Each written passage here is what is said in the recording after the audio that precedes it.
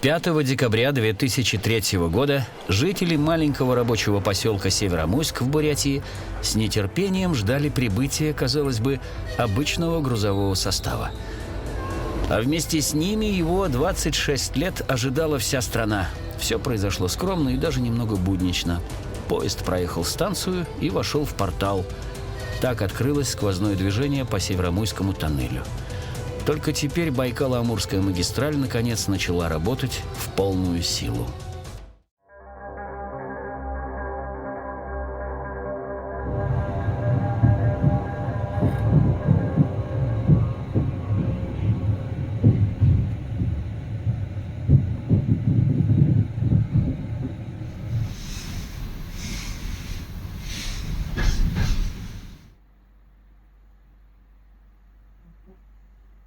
Добро пожаловать в рабочий поселок Северомуйск, Республика Бурятия. Население города, поселка порядка 900 человек. Но самый рассвет был, когда тут было 12 тысяч человек. И эти были 80-90-е годы, когда здесь строились инфраструктурные объекты. Северомуйск же получил свое название по Северомуйскому хребту, который находится здесь же. В 1975 году тут появились первые лесорубы. Станция появилась в 1976-1977, он стал рабочим поселком. Но интересующая нас станция называется Акусикан. Это 1370 километр БАМа. Сама станция Северомуйск тут тоже есть, но она находится 7 километров восточнее от самого поселка Северомуйск. Акусикан называется по одноименной речке, что протекает здесь рядом, и означает петля для ловли птиц, или же по другой версии горяченькая речка.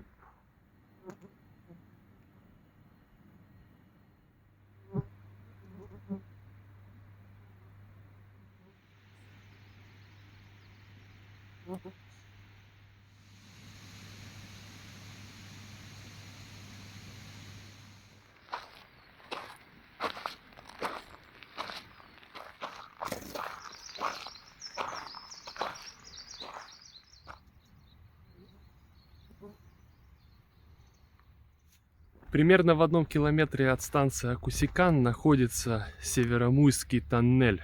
Грандиознейшее инженерное сооружение и самый длинный железнодорожный тоннель в России. 15 343 метра. Строили его с перерывами 26 лет и открыли в декабре 2003 года.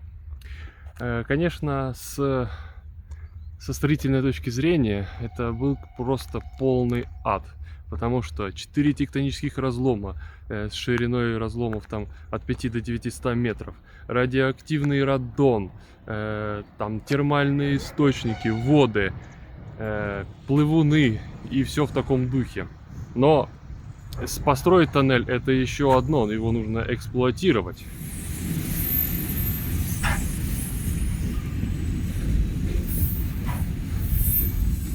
Для эксплуатации тут, естественно, есть системы сейсмического и радиационного контроля, система вентиляции и поддержания микроклимата в целом.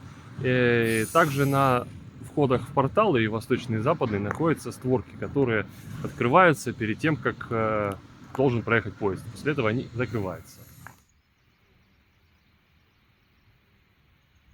Тоннель получил имя в честь Бессолова Владимира Асламбековича, под руководством которого была пройдена большая часть тоннеля. Каждый из тоннелей БАМа сегодня это отдельная глава в учебниках по горному делу. Для Кадарского разрабатывают особый состав бетона. Нагорный прокладывают в зоне вечной мерзлоты. Сейсмическая активность в регионе зашкаливает. Ежедневно, а порой и по несколько раз в сутки происходят подземные толчки. Сейчас тоннельщики уже умеют работать в таких условиях, а тогда Владимиру Бессолову пришлось стать первопроходцем. Ему 37, он главный инженер БАМ-Тоннельстроя и лично руководит строительством всех тоннелей Байкало-Амурской магистрали. 8 строительных площадок разделяют сотни километров непроходимой тайги, но Бессолов должен успевать везде.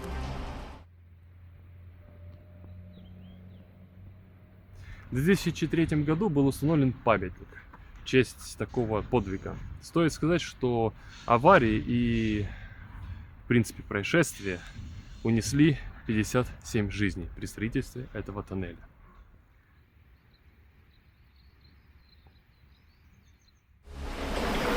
Аварийные бригады подняты по тревоге. Спасатели упорно пытаются пробиться к месту прорыва, не зная, что спасать уже некого. Погибла вся смена – 5 человек. Это было ЧП всесоюзного масштаба. В Северомойск срочно прилетает член Политбюро ЦК КПСС, заместитель председателя Совета министров СССР Гейдар Алиев. Собирается государственная комиссия. Проектировщики тоннеля, строители и ученые пытаются понять, что стало причиной катастрофы. Стечение обстоятельств, нарушение правил производства работ, а может быть, инженерная ошибка.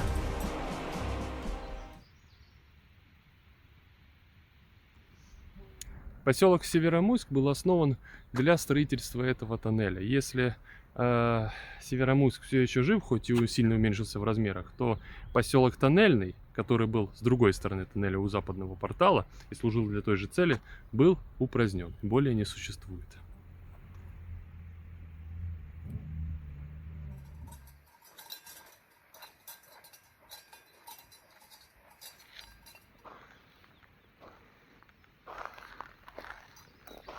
В Северомуйске по всем 4 частям света установлены такие 4 поклонных креста. И конкретно это западный крест. Ну и тут же можно увидеть въезд в портал с другой стороны. Как можно заметить, тоннель однопутный. И сейчас остро стоит вопрос о строительстве Северомуйского тоннеля 2. Но как его будут строить? Или будут как-то модернизировать обход, или делать другой обход еще один? Это вопрос открытый до сих пор. Тем не менее, и сейчас существует железнодорожный обход Северомуйского тоннеля, который эксплуатировался до того, как появился тоннель. Сейчас же тут периодически есть какой-нибудь рабочий поезд, ну и еще поезд Деда Мороза под Новый год.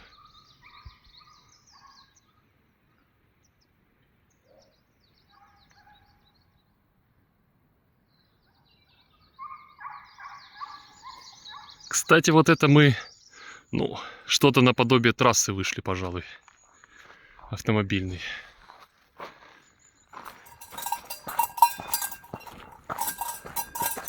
Слышите звук?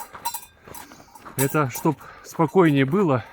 И одна из рекомендаций, давай, прицепить что-нибудь металлическое, чтобы оно издавало всякие звуки. Да, вот эта вот штука со звуками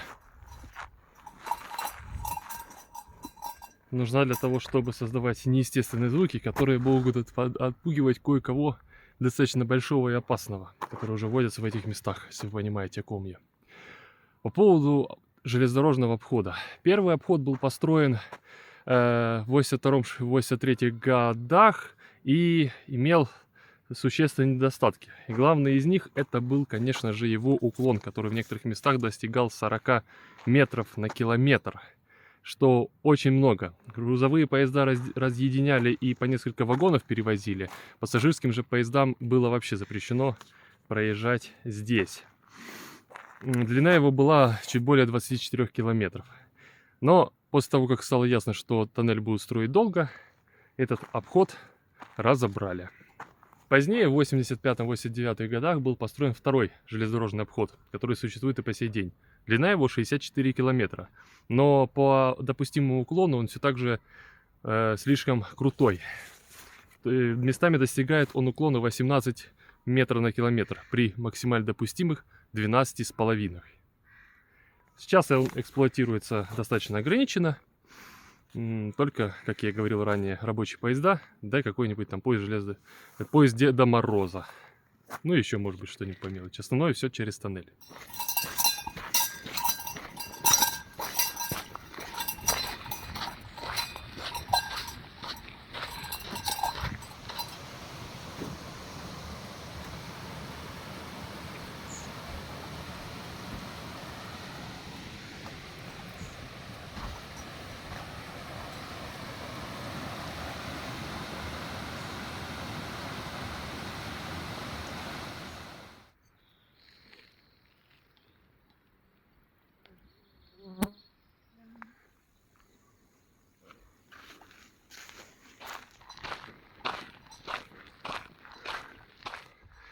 Здесь по пути что-то разрушенное. Возможно, во время строительства как-то использовалась эта площадка. Лепка.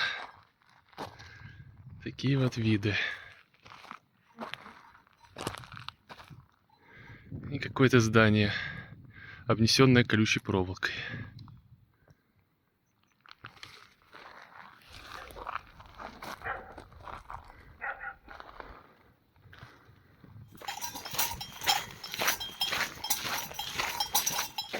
Альтиметр показывает 976 метров над уровнем моря. Хорошо так. А Кусикан примерно где-то 730 показывал.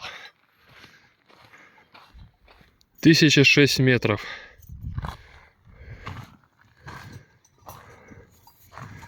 Такой подъемчик очередной был. А тут еще немножечко подъемчик, но уже не такой. Дальше, может быть, даже спуск будет, если повезет. —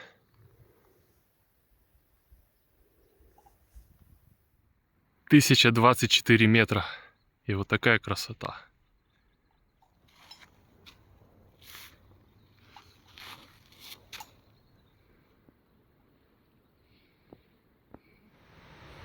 Речка внизу шумит. Как раз таки река Акусикан, по которой названа станция.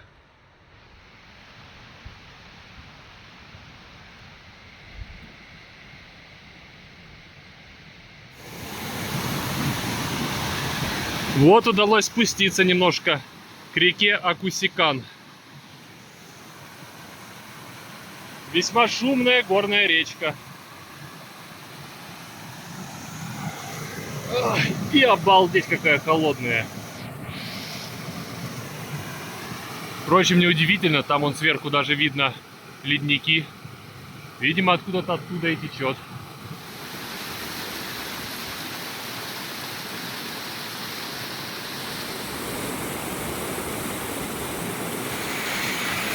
Вон какой-то рабочий поезд по Северомуйскому, по обходу Северомуйского тоннеля проехал.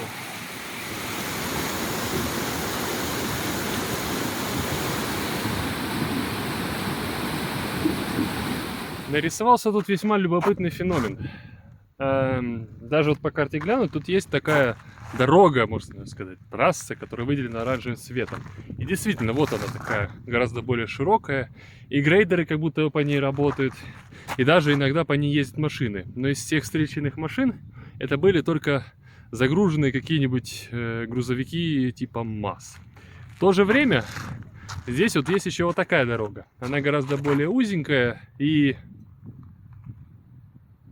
менее как будто подготовлена для того, чтобы на ней ездили автомобили. Но тем не менее какие-то легковые машины на ней ездят гораздо чаще. Помимо того, что это сейчас является тоже фактически автомобильной дорогой, ранее эта дорога была как раз таки бывшим первым обходом будущего, на тот момент будущего Северомуйского тоннеля. И более того, тут даже вот сохранились старые шпалы деревянные от того обхода.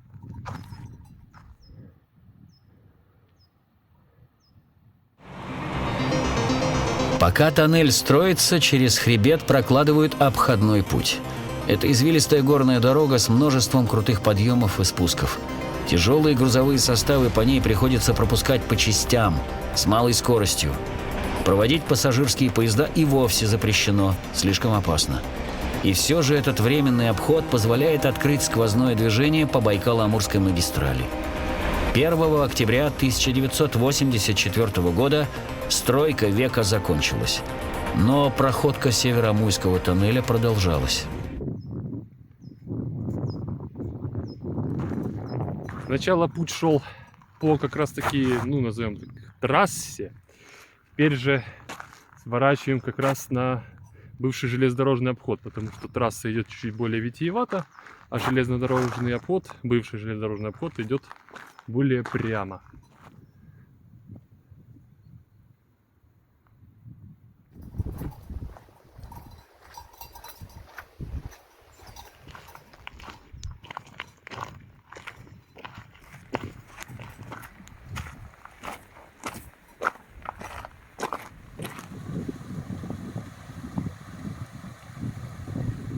Вот тут виден современный железнодорожный обход. А здесь можно заметить, какой серьезный здесь уклон. Неудивительно, что поезда здесь проезжали кое-как. Неудивительно, что разобрали этот обход впоследствии. Вот еще тоже какой-то объект.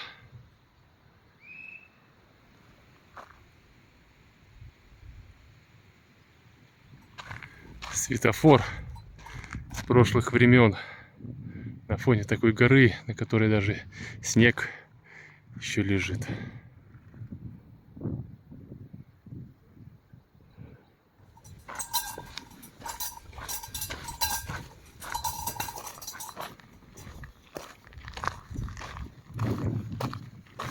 Озеро Мертвое.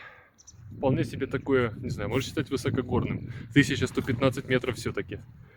Раньше оно было вполне себе живым, но при строительстве тоннеля нужно было выяснить, не течет ли вода из озера в тоннель. В озеро добавили красочный пигмент. Вода в итоге в тоннель не течет, но рыбы вымерли, а новую не завезли. Эта информация, на самом деле, из интернета, как и много, и требует подтверждения, но вот единственное, что мне попалось по этому поводу. А так, как бы в некотором роде, конечно, это озеро полностью мертвым назвать нельзя, потому что там коптильня какая-то стоит, бутылки из-под пива, какие-то деревянные настилы. То есть, видимо, люди, кто-то из местных сюда приезжает отдыхать. Впрочем, хоть и называется озеро Мертвое, но вода вполне себе чистая. Солнышко греет приятно, мошка только немножечко может доставать. Вполне себе песчаный пляж. Там вот такое песчаное дно. Сейчас. Ну, вода такая свеженькая, конечно. Но бывало и попрохладней.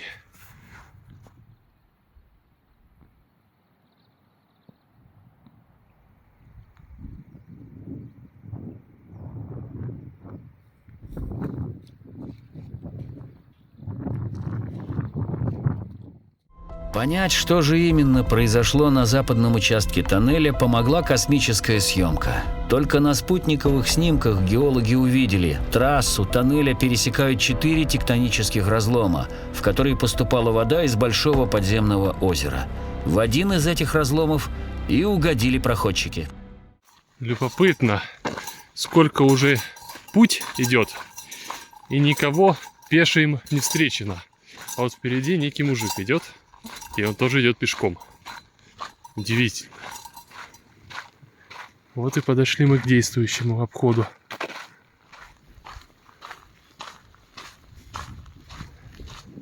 Вышли на мост. По мосту понятно, что проектировался он с запасом и строился с запасом на то, что тут будет 2 пути. Но как бы один есть, на то спасибо. Сюда видно это озеро Мертвое. И старый обход железнодорожный со старыми шпалами.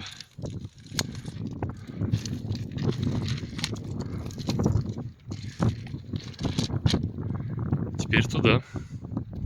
Тем не менее, какие-то службы все-таки работают. Вон ходят РЖДшники в оранжевых жилетках, что-то делают, что-то проверяют. В исправном состоянии поддерживается. Да и в целом, какой-никакой накат на рельсах все-таки есть.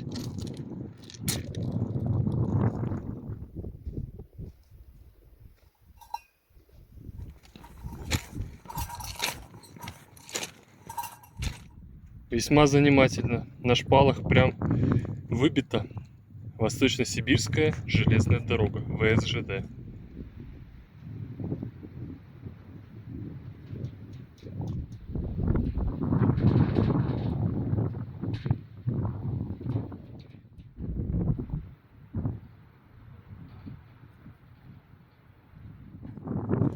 Станция, или точнее говоря, разъезд, перевал.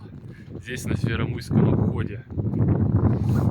Интересная станция, 5 путей и ни одного поезда. Все сигналы запрещающие. Но даже есть вот платформа. для посадки-высадки пассажиров. И в целом тут чисто убрано, и на самой станции как будто бы даже кто-то есть. Встретили вот, догнали, точнее говоря, мужика того, о котором я говорил ранее, спросил у него, как там мне пройти дальше. И он подтвердил кое-какую теорию, что по вот этой вот автомобильной трассе, скажем так, ездят как раз таки в основном грузовые машины. А по бывшему обходу железнодорожному старому, как он еще назвал его, 40-тысячник, видимо, из-за как раз таки 40 метров на километр, ездят вот именно легковые в основном. А вообще весьма атмосферная станция. Такие станции еще нужно поискать.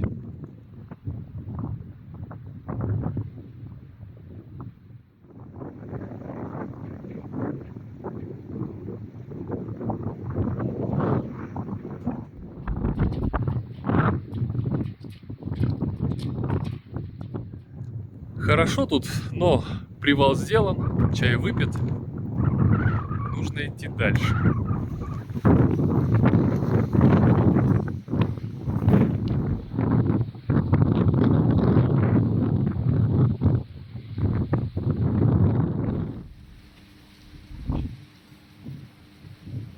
Еще один маленький остановочный пункт.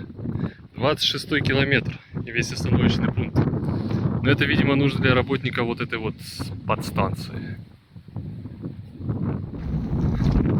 По насыпи идти приятно. Тут хотя бы ветерок дует, потому что солнце жарит. Будь здоров. Но еще находишься выше всего этого рассадника мошки и прочих насекомых. Да и вид отсюда открывается хороший. Небольшой мост, пока через какой-то пересыхающий ручей, как будто. А впереди переезд.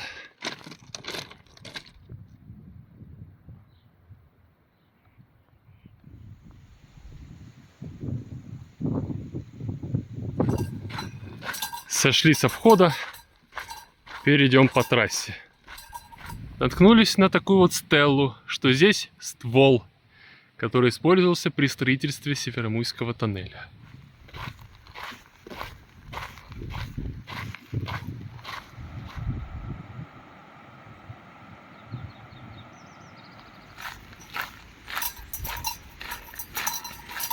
Ну, наконец-то.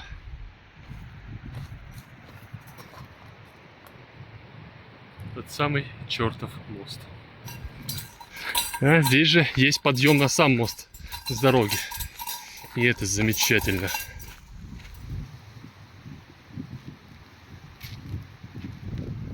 А вот, собственно, и ответ, почему он чертов. Потому что он очень высокий. И есть даже информация, что при прохождении поезда по нему его немножечко даже качает. Поговаривают, что это страшно. Еще могу сказать, что такого рода конструкции опор мостов я видел вот только как раз таки на БАМе.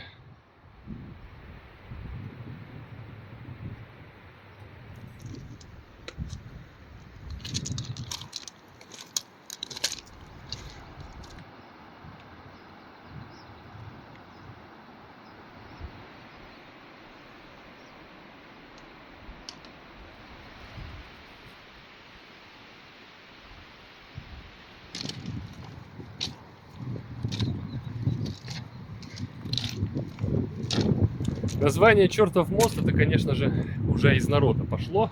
Потому что высокий, длинный, шатается, как я говорил ранее.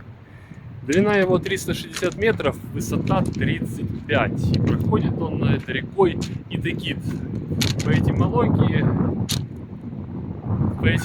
с эвенкийского, возможно, это место совершения обрядов, место табуирования оленей. А если с якутского, то это священный, почтенный. Вон река, где далеко внизу течет. И вот такой вид на долину.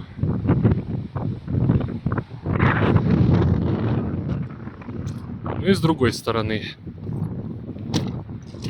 похоже. И ветер тут. Вот река. Дорога. И вид на уже перевал. Идти сюда, конечно, пришлось достаточно долго и далеко. Порядка, наверное, 18 километров в сумме получилось. И это только в одну сторону.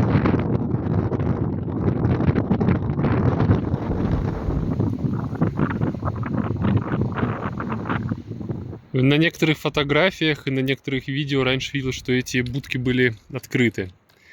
А сейчас закрыты. Не войти и не переночевать. Хотят ставить панику. Оказывается, замок просто так висел.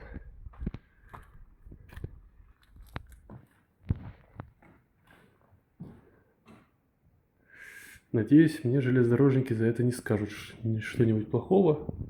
Но чистенько, стул, лавочка, буржуйка. Еще переночевать, переждать ненастье какое-то.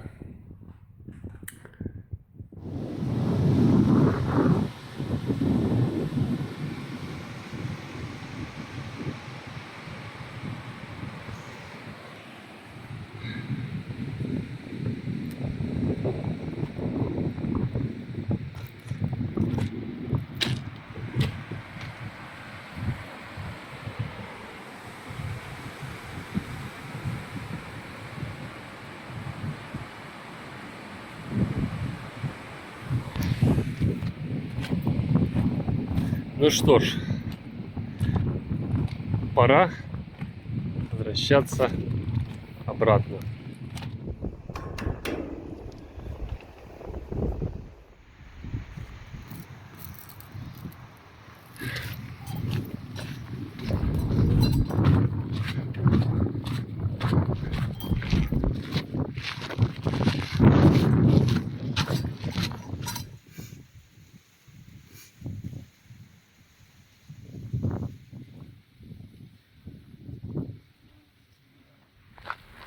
Погода портится.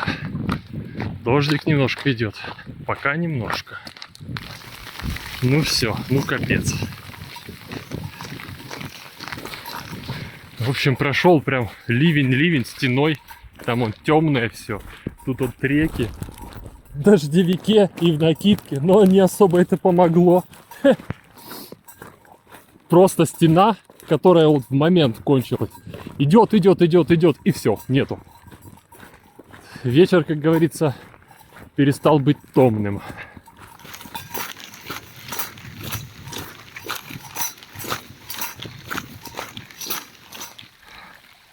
А дождь все поливает, уже в какой раз. Но уже цель близка.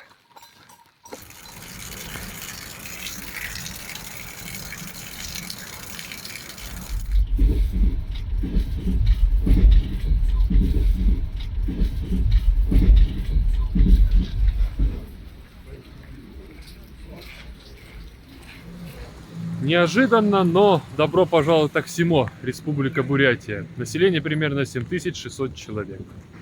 Первые поселения в Муйской долине были основаны поселенцами-якутами в 1863 году. Поселок Оксимо был основан в 1910 году. Первым жителем стал Иван Алексеевич Баранчеев, ссыльный из Москвы. Впрочем, официально населенный пункт был зарегистрирован только в 1964 году. Название населенного пункта происходит от эвенкийского «сосновый бор» или же «чаша» по форме окружающего рельефа. Мощный толчок поселок получил при строительстве БАМа. Станция Оксимо открыта в 1989 году, относится к Восточно-Сибирской железной дороге, 25 кВт переменного тока и находится на 1469 километре БАМа. Является последней электрифицированной станцией магистрали при следовании на восток. Шефских коллективов было 3. Начинала Бурятская АССР, жилой частью занималась Белорусская ССР, а вокзал делала Латвийская ССР.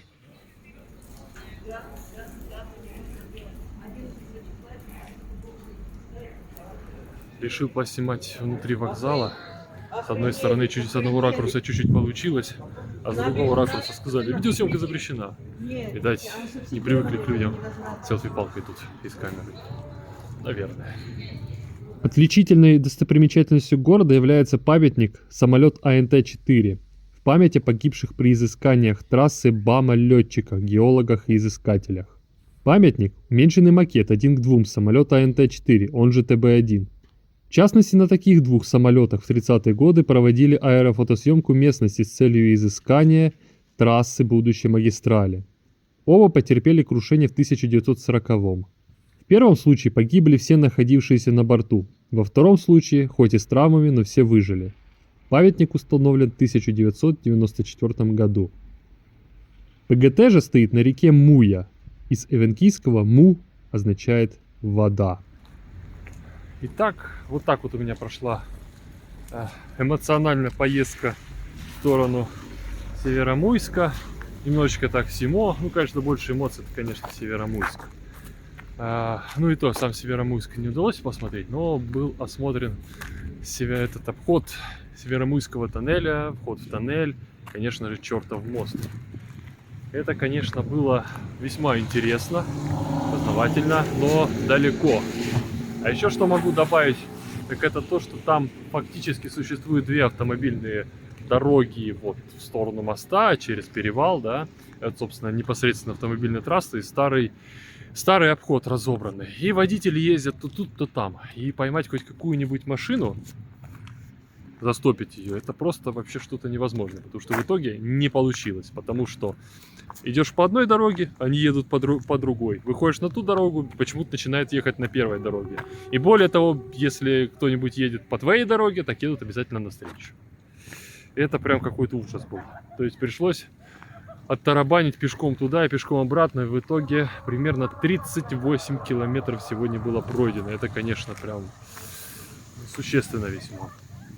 Но, конечно, с точки зрения инженерной мысли и вообще внешнего вида, это инженерное сооружение, этот мост, это, конечно, да.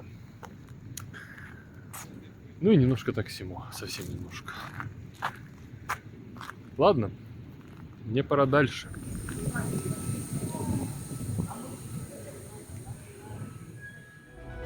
Для горного инженера Владимира Бессолова Северомуйский тоннель стал главным делом жизни, главным вызовом и главной победой.